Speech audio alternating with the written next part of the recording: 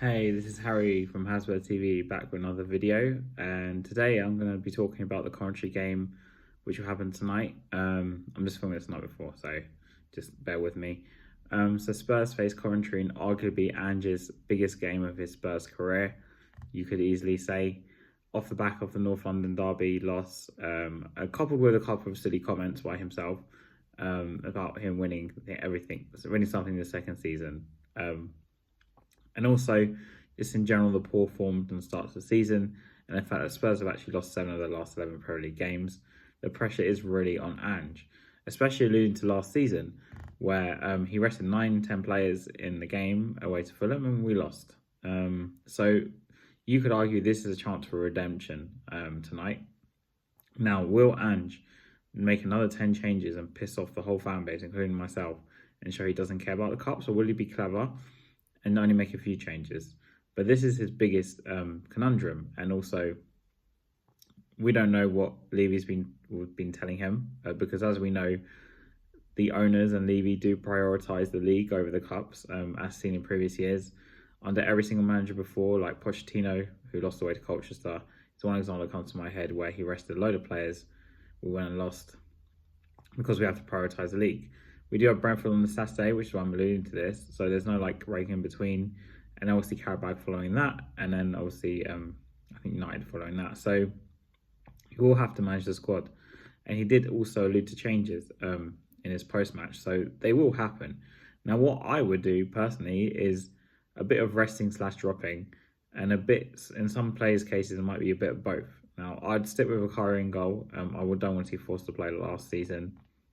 I go with the back four: Spence, Dragusin, Van der Ven. I'd play Van der Ven personally, and Udogie, because I think Udogie needs to be played into form. He's not completely match fit and he needs game time. And my midfield would be Gray, because everyone bangs on about him like he's meant to be the next big thing. Kulusevski I'll keep in there because I think he needs a run of games, playing in the middle, which he should have been doing earlier, really. And Bergvall, because Maddison, after his indiscretions in the derby, I don't want to see him playing. And I think this is the only chance Bergvall's really going to get to start a game. The front line, though, is Solanke, because he needs goals. And I'd play Odobert on the left, and I'd push Porro up as a right winger, because let's try and do something a bit different for once. So will he do something like that? I don't know. I don't think so.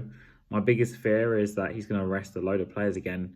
We get knocked out the cup, and then now Brentford becomes toxic, which I think is going to come to that, the way it's going. But Ange, for all his smack talk, he kind of has to go out and prove it tonight. If he doesn't, his head's going to be in the chopping block, I think. You guys may have seen my video on Spurs Kings TV. I gave loads of reasons why I'm Ange out. But one of the reasons I didn't talk about was the resting of the players, maybe. And I just think he's very uninspiring on the touchline. So this is a game where he can show us, look, he will take the cup seriously.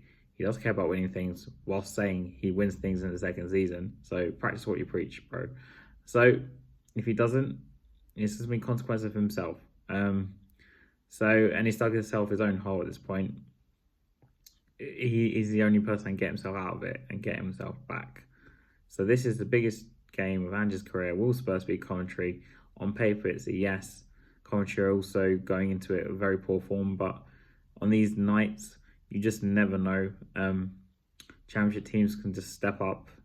I know Coventry have lost some players, but they did almost beat United in the semi-final of the FA Cup last season. I think they did make the playoffs as well. So they might see this game like some fans at least, are seeing this game as a springboard for something bigger.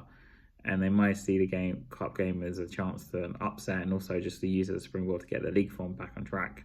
So I don't think it'll be easy. But I hope we'll win like 1 or 2-1 even. Sorry, 2-1 or 3-1. But knowing Spurs, it won't be comfortable. And I guess, come on you Spurs, let's actually win a trophy for once.